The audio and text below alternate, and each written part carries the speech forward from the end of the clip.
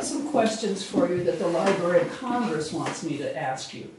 And then I've come up with some of my own questions. But we really just want to hear what your experience was, what happened, how you felt about it. Now, are you really 97 years old? Well, what? Are you really 97 years old? How old are you? 92 and a half. Oh, you're a kid. I thought you were 97. You're just a kid. All right. 92. You're doing great. Do you feel okay? Good. Okay. Let's start.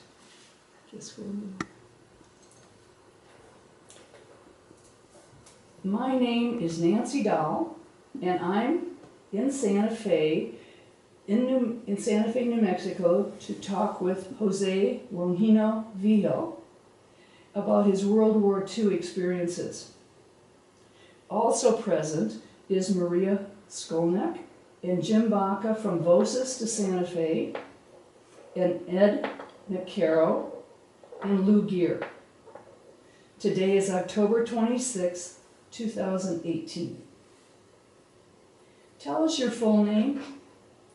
Jose Longino Vigil, Where were you born?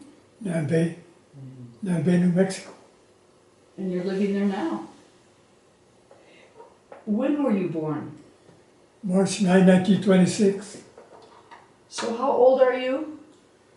I'm 92 and 7 months.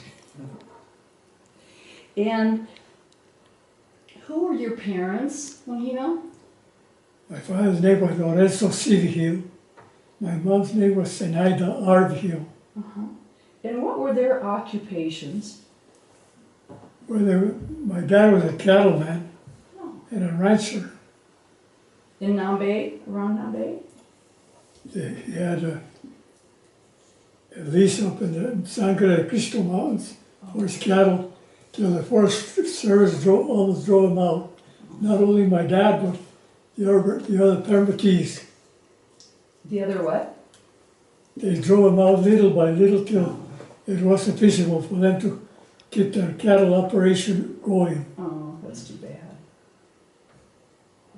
Do you have siblings? Were there siblings in your family? How many? Who were they? 3 more boys and a girl besides me. Okay. Did anyone in your family serve in the military? Besides you? My 3 brothers served in the Army and Navy. 2 of my brothers served in the Navy. And my brother Lorenzo was in Guam. He was a firefighter in Guam during the Korean War. Was anybody else in the World War II? No, just me. Just you? Are you the oldest? Okay. So this interview is being conducted for the Library of Congress in Washington, D.C. for the Veterans History Project. So your story's going to be there forever. So how did you hear about Pearl Harbor? We were baling hay at Cyrus McCormick in Nambe. At that time we had a baling machine where the horses go round and round and bale hay. It was that was March the 7th, I think it was December 7th. December 7th. That's when I heard about it, and I said, I'm never going to serve them. The war will be over by, because I was 15. But that never happened. Well, so how did you hear about it? On the radio? Did somebody come out and tell you about it? Was it a shock for everyone? I don't know if Cyrus McCormick told us, or I don't know how we do, but we were baling hay there. What is now the owner of the New Mexican, she bought it from Cyrus McCormick. Okay, okay. And So, Cyrus McCormick was a hell of a good man. good. So what, Even if he was a Republican. yay. So tell me, what was your family saying about Pearl Harbor? What were your friends saying? I don't think they were saying anything. Hmm. So you said you were 15. You were in school at the time? Yeah, but it must have been a Saturday or, I don't know what December 7th was. No, but you must have been in high school at that point. Were you in school? Oh yeah, Milwaukee. And then how did you enter the service? I was drafted, Were you how old were you when you were drafted? 18. Working in Oakland, the shipyards, after I finished high school Oh. at St. Michael's. And I went with my uncle and my first cousin, and I worked in one Liberty ship and a submarine tender. When I was about 18, I came back to Nambe and I got drafted. I came back to get drafted because I wanted to join the Navy, but I'm colorblind, and they weren't accepting colorblind people in the Navy.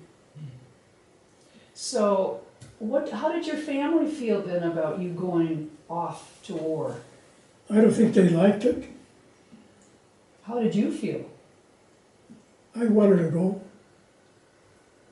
I went to but my dad and my mom took me to my grandfather's parents, my grandmother, so they say goodbye to me.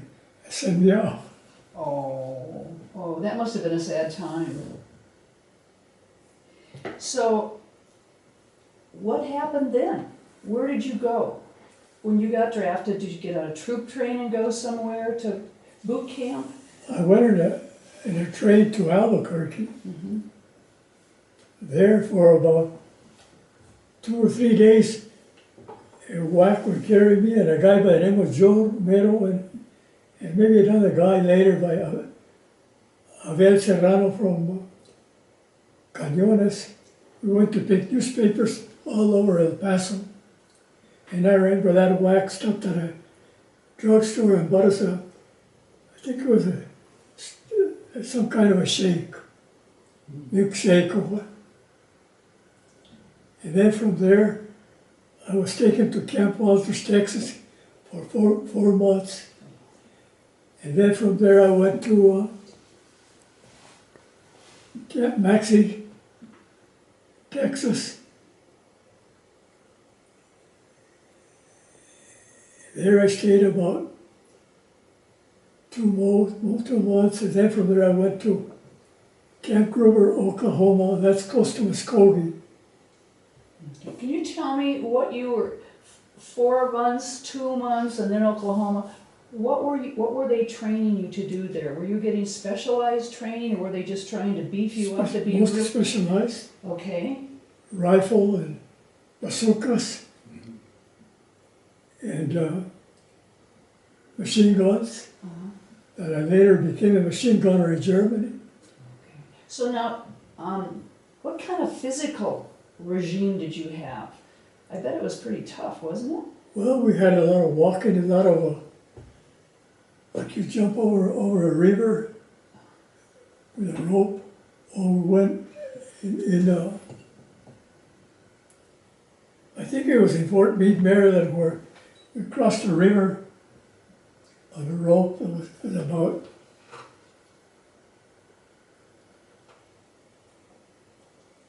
I would say it was 35, 40 yards on a rope. Oh. Some guys would fall into the river, they couldn't make it. But I made it because, well, my dad used to work me in my farm, and I was a tough little boy. I bet you were tough. You were already physically fit. Did they... General Patton said, you just gave me a bunch of 18-year-olds, because all of us were farmers at that time, and we're already used to hard work. And that's what Patton said? Give me the 18-year-olds? Yeah. So, did you take, besides your training for the machine gunning, did you take other kind of classes? Did they have you in classrooms? Well, compass courses and machine gun training and aircraft machine guns.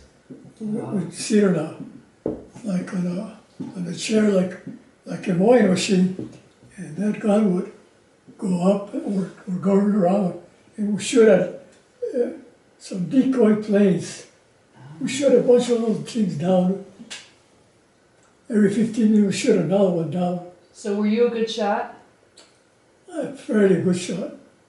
I was a good machine gunner. What makes you a good machine gunner? I don't know. I guess, I don't really know. Well, we'll talk more about that.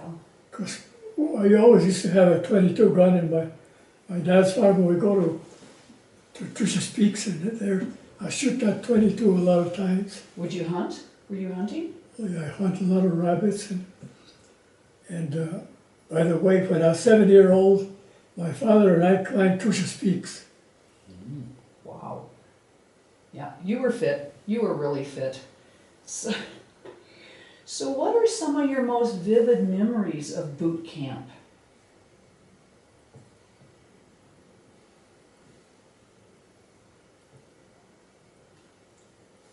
I can't remember because one of the main reasons I was sort of a good soldier, we took ROTC in St. Mike's, and when we were marching, I knew which way to march.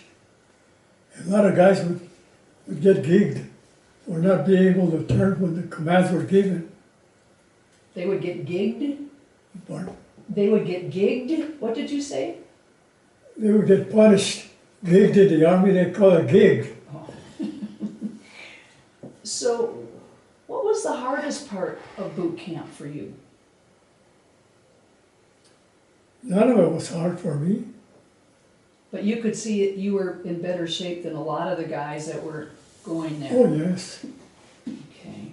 But most of them were in pretty good shape also. Oh, good. Well, they were 18 years old, right? Did you have any instructors that you particularly liked in your boot camps? Or some that you didn't like? I remember as a sergeant, he never gigged me, but he used to gig all the soldiers. That I remember as a soldier from Arkansas, the sergeant would go around and we'd be sitting on the ground listening to instructions. And this sergeant would get a rock, and this guy from Arkansas would go to sleep, and he'd throw a rock at his helmet. It's a good one. And that guy from Arkansas, he was a tough guy also. And one time the sergeant caught him, he threw a cigarette. They made him dig a hole 6 by 6 by 6, throw the cigarette in there, and then go for it, dig it out again, and dig it 2 times. But he was a tough soldier. He would laugh, his teeth going like that. Wait, he did what? Say that again? He'd laugh. He'd laugh? He'd laugh at the What? poor soldier when he made him do that? Okay. Because he threw a cigarette in the ground. So when you said when they punished him, what did they do for punishment? That was about the only punishment that I saw. Okay. None of the other soldiers got punished. Alrighty.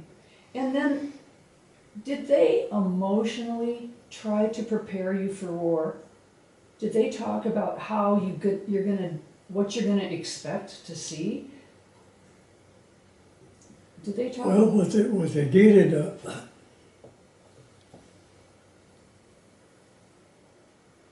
I think it was in Camp Gruber, where we would throw, we go in pairs. There's a big hole, a little bigger than this room, and we throw a hand grenade into that hole. And one time my buddy, he was from El Rancho, New Mexico, 10 miles apart we lived, and he threw a hand grenade, and the hand grenade landed about that far from the hole, and the hand grenade started rolling back. I hit the deck, and I covered my head. I don't know what he did, but I guess he did the same thing. It exploded about right there. You're talking I about didn't 4 get hurt, feet? or neither did he. Because the hand grenade would They go up like that. Oh my gosh. Wow. Oh, and also, at Camp Gruber, we used to walk and they throw mustard gas. And we walked through there, they told us to breathe a little bit to see what it tasted like. But when I went through there, I never took a breath. I just went, held my breath. And there was one guy that took a breath, he was sitting over there like dying. Oh. Coffee. What did they tell you about the Germans and the Japanese? What did they tell you about the enemy that you were going to be fighting? They never, all I told them, we better know how to hand-to-hand fight with your rifle and your bayonet. Mm. Was that scary for you to think about that? Not really. Not really? So, you One time in Camp Gruber, we were going on a 9-mile speed hike. And I started kind of back, but I was catching up with most of the soldiers. And there were 17 soldiers ahead of me. They were about 20 yards ahead of me. And I saw this lieutenant. I looked back there, and he was getting off a jeep and kicking the soldiers in the butt. And I saw what was happening.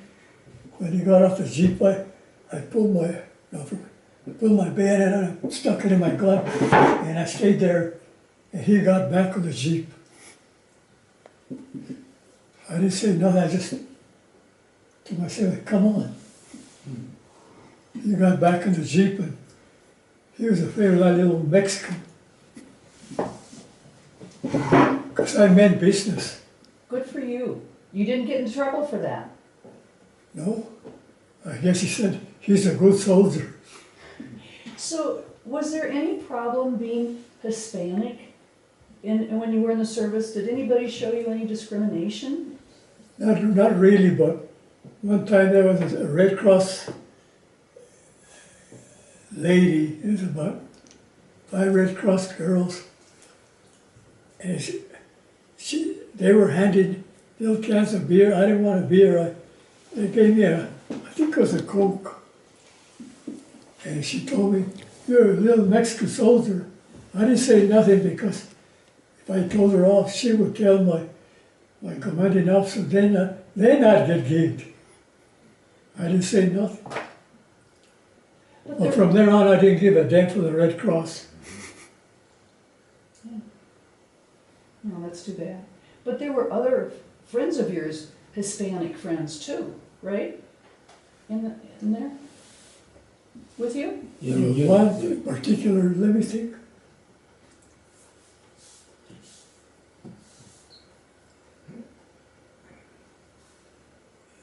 There's one in particular with a hell of a soldier that didn't fear nothing. There was another one that he was a cook in the army.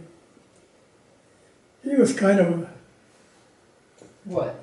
afraid. Oh. When we were crossing the ocean, he told me, because I was a very good swimmer, and he told me, we were going to the Queen Elizabeth, the fastest boat at the time. He said, if this boat sinks, save me. And we were sleeping in hammocks, and he'd wake me up, and I finally said, damn you, don't be waking me up. And he didn't wake me up no more. Well, tell me more about that trip across the ocean in the Queen Elizabeth, the fastest boat. It was taking 22,000 soldiers. On that one boat? Oh.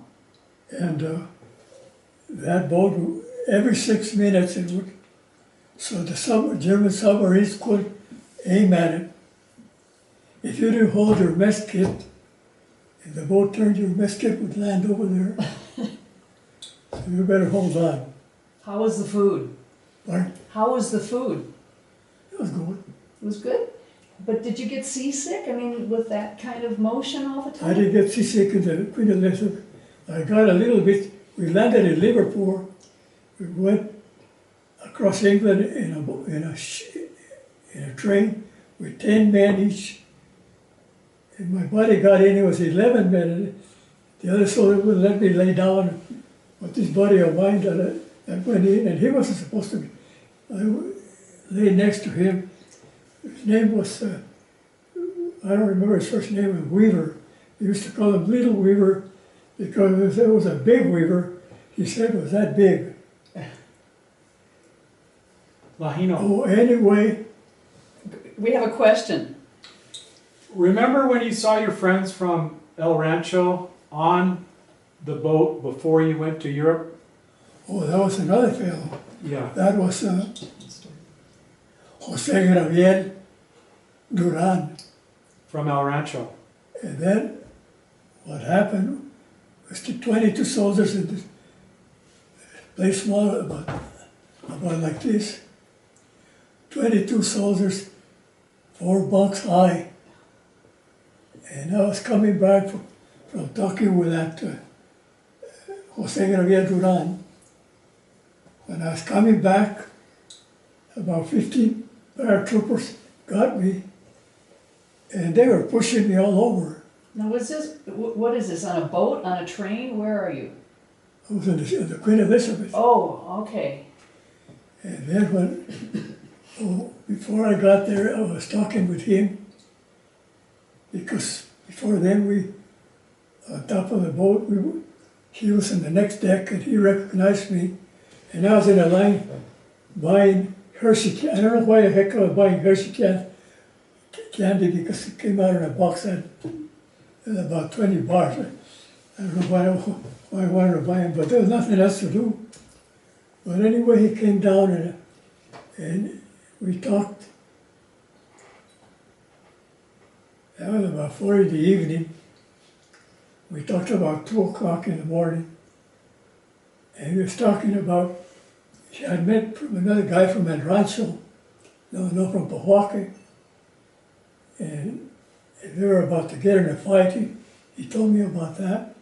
But anyway, he left about 2 in the morning, and I'm walking back when these 15 paratroops got me.